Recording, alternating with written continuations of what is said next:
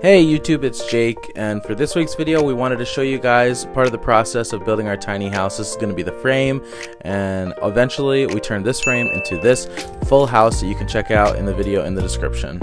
This is Building Tiny, Part 1.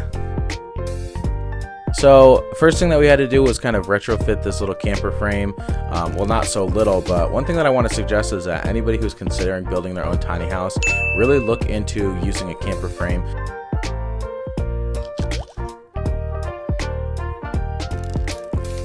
They're usually pretty cheap and readily available, but they do take a little bit of retrofitting and work to do.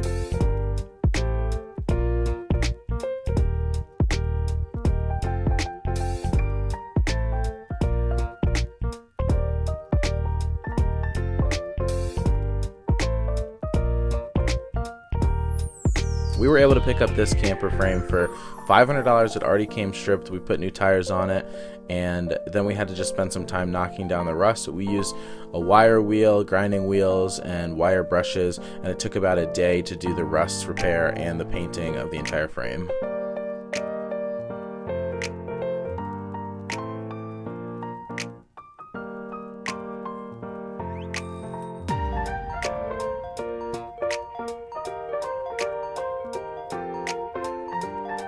Hold on. Okay, go. Alright guys, so we just finished spending the morning knocking down the rust off the trailer, and we used the wire wheel, got as much out as we could from where it was pitting, and now it's pretty clean. We rinsed it off and wiped it down. Now we're gonna get ready. We're gonna put some tractor paint on it and a couple coats of that, and it shouldn't rust for many years to come. So that's what we're getting ready to do.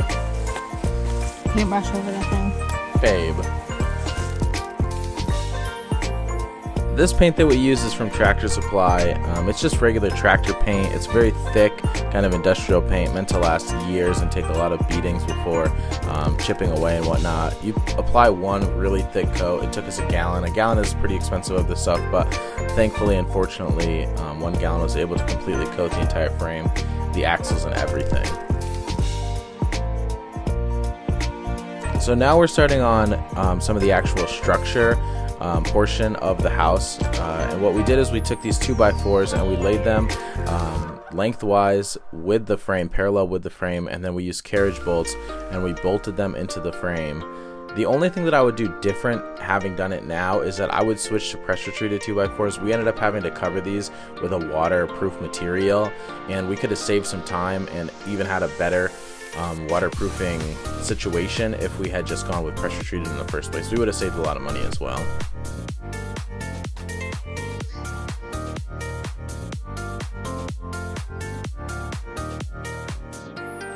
I think we ended up doing carriage bolts about every 2 feet on these, and I think that was more than secure enough going all the way through the frame with washers on both sides bolted down.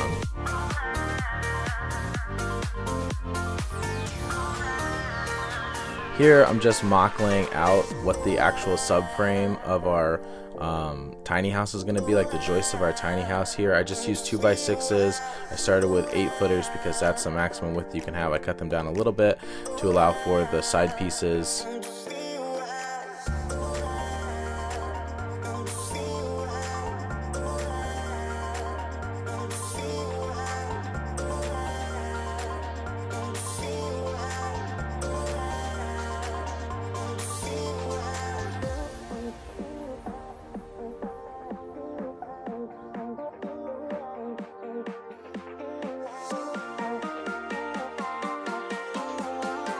We did our joist 24 on center. It definitely provides more than enough support. Having lived in a tiny house for a while now and driven it around and whatnot, it's more than enough to have 24 on center.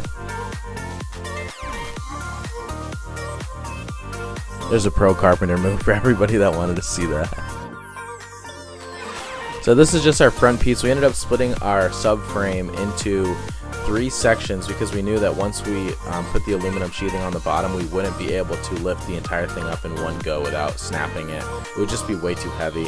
Something else that we learned as we were doing this is that the aluminum that we rolled out on the bottom of the subframe, which is very important to stop any water or moisture from rotting underneath the house, I would have done it the other way. I did it I guess parallel with the little boxes of the frame, and if I were to do it again, I would do it the opposite way adjacent to it all, so that it would stay tighter and would be easier, and there would be less seams overall. So you can see how I'm rolling that out. I would do the exact same thing, just do it the opposite way. And then we ended up using zip tape to tape the seams, and that ended up being a really awesome thing. But if we had done it the other way, then the zip tape would have we wouldn't need as much. It would have gone a lot longer way, because just less seams overall. We just used self-tappers to get this into the wood. Another thing that I would have done is I would have considered waterproofing the frame a lot more than I knew to do, especially if you plan on building a tiny house outdoors. It's really important to get that subframe waterproof, because that's going to have insulation in it from day one, which you'll see us put in a little bit here. But how I would have done that is, before putting these pieces of aluminum to cover each bay, I would have instead put one giant piece of plastic sheathing down and just stapled it down and caulked the edges of it all at once.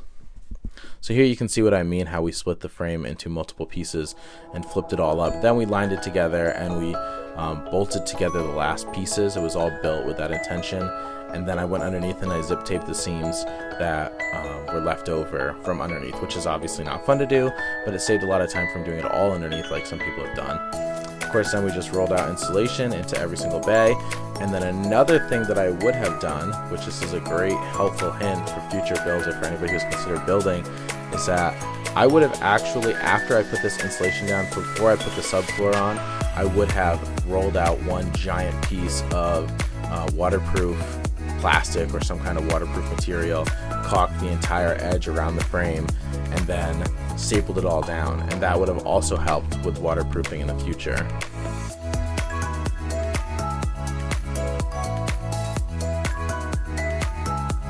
For subfloor, we just used Advantech. It ended up being perfect for us, but it definitely was overkill, and I'm not recommending anybody go out and spend like $40 to $60 a board on subfloor. You could just use 3/4 plywood.